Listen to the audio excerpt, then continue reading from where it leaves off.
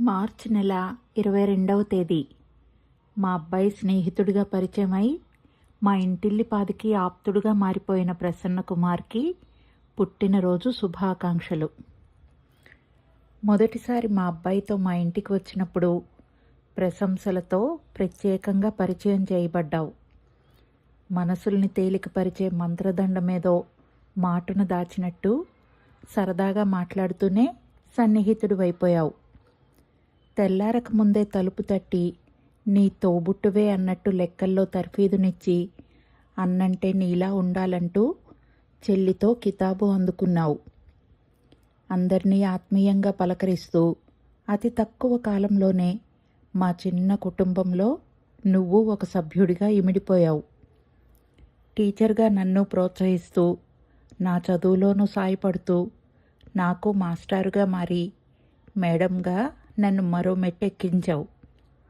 నీ సహనానికి నలుగురికి సాయపడాలనే నీ సుగుణాన్ని చేర్చి లీడర్గా ఎదగాలన్న లక్ష్యాన్ని లేత వయసులోనే నిర్దేశించుకున్నావు. Happy birthday Prasanna. ఒక వెలుగుతున్న జ్యోతే మరెన్నో జ్యోతుల్ని వెలిగించగలదన్న సూక్తిని విని ప్రభావితమయ్యావన్నావు. నీ నిర్మలత్వమే నిన్ను నడిపిస్తుందంటూ లక్ష్యసిద్ధికై నడుం బిగించావు.